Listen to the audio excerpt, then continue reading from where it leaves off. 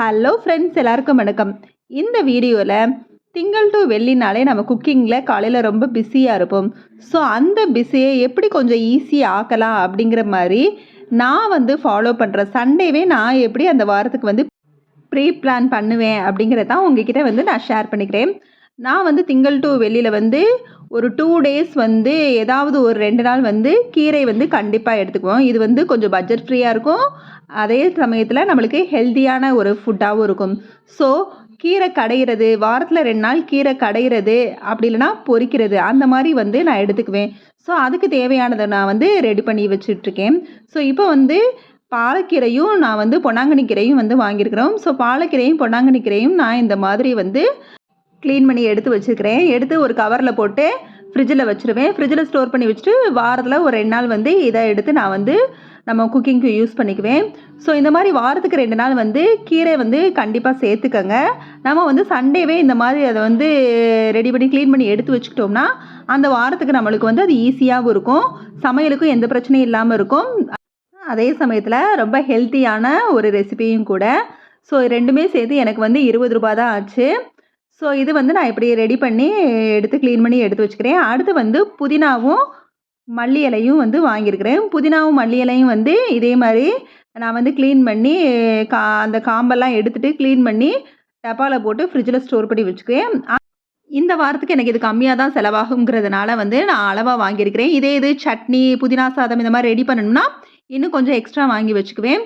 So நம்ம அந்த வாரத்துக்கு நம்ம எந்த அளவுக்கு எதை பொருள் யூஸ் பண்ணுறோமோ அதுக்கு தேவையான மாதிரி நம்ம வாங்கி வச்சுட்டோம்னா நம்மளுக்கு செலவும் கம்மி, அதே சமயத்தில் அந்த பொருள் வேஸ்ட்டாகவும் ஆகாது.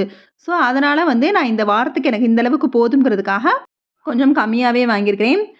அதே மாதிரி முருங்கைக்கீரையும் கொஞ்சமாக நான் வாங்கி வைப்பேன். வாரத்துக்கு 2 நாள் ஒரு 11 மணிக்கு சூப்பு போட்டு வைக்கிறதுக்காக அதையும் கொஞ்சம் நான் ரெடி பண்ணி வைப்பேன். இந்த வாரம் எனக்கு முருங்கைக்கீரை கிடைக்கல, அதனால் அதுக்கு பதிலாக 11 மணிக்கு செவப்பாவல் இல்லைனா பயிர் வகை ஏதாவது எடுத்துக்குவேன். ஸோ இந்த வாரம் இந்த மாதிரி தான் நான் 11 மணிக்கு பிளான் பண்ணியிருக்கிறேன். ஸோ இந்த மாதிரி ஒர்க்கிங் உமனாக இருந்தால் கூட நம்ம என்ன பண்ணலாம்னா 11 மணிக்கு நம்ம கொஞ்சம் டயட் ஃபாலோ பண்ணுறவங்களா இருந்தால் 11 மணிக்கு இந்த மாதிரி ஏதாவது ஹெல்த்தியாக ஒரு சண்டேவே நம்ம பிளான் பண்ணி வச்சுக்கிட்டோம்னா அதுக்கு தகுந்த மாதிரி ஒவ்வொரு நாளும் நம்ம எடுத்துக்கலாம். ஸோ இப்போ நான் புதினா மல்லி இலை நான் க்ளீன் பண்ணிட்டேன். ஸோ இதை இந்த மாதிரி ஒரு டப்பாவில் ஸ்டோர் பண்ணி ஃப்ரிட்ஜில் எடுத்து வச்சுறேன். அதுக்கப்புறமா கையோடு கொஞ்சமாக வெங்காயத்தையும் நான் உரித்து வச்சுக்கிறேன். ஒரு வெங்காயம் 1 வீக் ஃபுல்லாக எடுத்துக்க மாட்டேன். ஒரு 2-3 டேஸுக்கு இந்த மாதிரி வெங்காயத்தை எடுத்து தோல் மட்டும் நீக்கி வச்சுருவேன். கட் பண்ணுறதுலாம் அன்னன்னைக்கு காலையில் நான் கட் பண்ணிக்குவேன். ஸோ இந்த மாதிரி ரெடி பண்ணி ஒரு பாட்டிலில் போட்டு வச்சுக்கிறேன். இது எனக்கு ஒரு 2 டேஸ் தான் வரும். ஸோ அதுக்கப்புறமா ஈவினிங் டயத்தில் கொஞ்சமாக வெங்காயம், வெள்ளைப்பூடு இந்த மாதிரி உரித்து வச்சுக்குவேன். இது வெங்காயம் முடிஞ்சதுக்கப்புறம் வெள்ளைப்பூடையும் கையோடு கொஞ்சமாக உரித்து வச்சுக்கிறேன். இப்போ நம்ம புளிக்குழம்பு இந்த மாதிரி ஏதாவது குழம்புகள் செய்கிறப்ப, புளிக்குழம்புலாம் செய்கிறப்ப நம்ம தேங்காய் வெங்காயத்துக்கு கூட ஒரு வெள்ளைப்பூடையும் போட்டு அரைச்சோம்னா அந்த குழம்பு உண்மையிலே ரொம்ப டேஸ்ட்டாக இருக்கும். ஸோ இப்போ நான் இதையும் ஃப்ரிட்ஜில் எடுத்து வச்சுக்கிறேன்.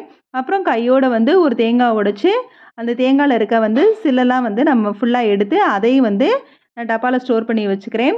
தேங்காய் பூ நான் திருவுறது இதே எடுத்து நான் மிக்சியில் ஒரு சுற்று போட்டு வச்சுக்குவேன். ஸோ அதையே நாங்கள் காய்க்கெலாம் ஆட் பண்ணிக்கிறேன். தனியாக தேங்காய் துருவுறதுங்கிறது புட்டு, இந்த செவப்பாவல் இந்த மாதிரி செய்கிறது, அந்த மாதிரி விஷயங்களுக்கு தான் நான் தேங்காய் துருவல் தனியாக துருவி போட்டு எடுத்துக்குவேன். இந்த மாதிரி காய்க்கெல்லாம் போட்டதாக இருந்தால் ஒரு தேங்காய் சில்லை எடுத்து மிக்சியில் போட்டு ஒரு சுற்றி விட்டு எடுத்துக்குவேன். இதுவும் ஒரு 2 டேஸ் 3 டேஸ் மட்டும்தான் நான் இதை வச்சுக்குவேன். திருப்பி ஈவினிங் வெங்காயம் உரிக்கிறப்ப இதை தேங்காவையும் சேர்த்து உரித்து எடுத்துக்குவேன். இப்போ கருவேப்பிலையும் நான் அந்த மாதிரி எடுத்து காம்போடு வைக்கிறதில்ல, பாக்ஸில் தனியாக உருவி போட்டு தான் வச்சுக்குவேன். இது எனக்கு அதிகமாக காலையில் ஜூஸ் போடுறதுக்கு நான் யூஸ் பண்ணுவேன். வெண்பூசணி ஜூஸு அப்படி இல்லைனா நெல்லிக்காய் ஜூஸ் போடுறதுக்கு நான் கருவேப்பிலை எடுத்துக்குவேன். ஸோ கருவேப்பிலை அந்த மாதிரி 2-3 டேஸ்க்கு ஒரு தடவை வாங்கி இந்த மாதிரி ஸ்டோர் பண்ணி வச்சுக்குவேன். அப்புறம் இப்போ டெய்லி குடிக்கிற ஒரு ஜூஸ், காலையில் இப்போ குடிக்கிற ஜூஸ் நெல்லிக்காய் ஜூஸ் எனக்கு கொஞ்சம் அல்சர் இருக்கிறதுனால சிட்ரிக் அதிகமாக எடுக்கக்கூடாதுன்னு சொல்லியிருக்காங்க. அதனால் இப்போ நான் நெல்லிக்காய் ஜூஸும் எடுத்துக்கிறது இல்லை. அதுக்கு பதிலாக நான் வெண்பூசணி ஜூஸ் தான் எடுத்துக்கிறேன். வெண்பூசணி ஜூஸே நம்ம அந்த விதைகளோடு எடுத்துக்கிட்டோம்னா நம்மளுக்கு பீக்கார்டு ப்ராப்ளத்துக்குலாம் நல்லா ஹெல்ப்ஃபுல்லாக இருக்கும். ஸோ வெண்பூசணியை நான் அந்த மாதிரி தோல் சீவி நல்லா நீள நீளமாக கட் பண்ணி எடுத்து வச்சுருக்கிறேன். இதை நான் இப்போ கழுவ மாட்டேன். காலையில் வந்து நான் ஜூஸ் போடுறப்ப ஃப்ரிட்ஜிலேருந்து எடுத்து வச்சுக்குவேன். ஃப்ரிட்ஜிலேருந்து எடுத்துட்டு அதை வந்து அப்பப்போ கட் பண்ணி கருவேப்பிலை போட்டு நான் அரைச்சி ஜூஸ் போட்டு எடுத்துக்குவேன்.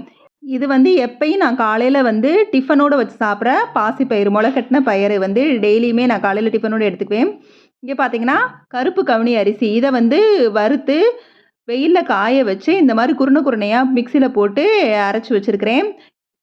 இதை வந்து நல்லா கழுவி வெள்ளைப்பூடு சீரக பொடியெல்லாம் போட்டு நல்லா கொதிக்க வச்சு கஞ்சியாக ரெடி பண்ணி ஒரு நாள் விட்டு ஒரு நாள் காலையில் வந்து சாப்பாடே எனக்கு அதுதான். அதோட முளைக்கட்டின பயிரையும் எடுத்துக்குவேன். அது மட்டும் தான் சாப்பிடுவேன், வேறு எதுவும் எடுத்துக்க மாட்டேன். அடுத்ததாக வெயில் காலங்கிறதுனால டெய்லி நைட்டு வந்து தயிருக்கு உர ஊற்றி வைக்கிறது தான். ஸோ அதையும் வந்து கையோடு ஊற்றி கலக்கி எடுத்து வச்சுக்கிறேன். இதுக்கப்புறமா வந்து மறுநாள் காலையில் மதியத்துக்கு செய்ய வேண்டிய சாப்பாடு வந்து தேங்காய் சாதம் தான் பண்ண போகிறேன். ஸோ வந்து அதுக்கு ஏற்கனவே வெங்காயம் வெள்ளைப்பூடு நான் ரெடியாக எடுத்து வச்சுருக்கிறேன். ஸோ இங்கே வந்து பாஸ்மதி அரிசியில் தான் நான் தேங்காய் சாதம் பண்ண போகிறேன். ஸோ அரிசியை வந்து நான் கையோடு எடுத்து வச்சுட்டேன்னா காலையில் எந்திரிச்சதும் ஜூஸ் போடுவேன், வெண்பூசணி ஜூஸை. அந்த நேரத்தில் வந்து இந்த அரிசிலையும் வந்து தண்ணி ஊற்றி வச்சுட்டு அப்புறம் நான் அரைச்சி தேங்காய் சாதம் போடுறதுக்கு எனக்கு ஈஸியாக இருக்கும். ஸோ இந்த மாதிரி தான் கொஞ்ச நாளாக நான் வந்து அந்த வாரத்துக்குரியதை வந்து சண்டேவே வந்து ப்ரீ பிளான் பண்ணி ரெடி பண்ணி வச்சுக்கிறேன். ஸோ என்னோட இந்த வீடியோ பிடிச்சிருந்துச்சுன்னா லைக் பண்ணுங்கள், ஷேர் பண்ணுங்கள். இதில் ஏதாவது நிறைகுறைகள் இருந்துச்சுன்னா அதை கமெண்ட்டில் சொல்லுங்கள்.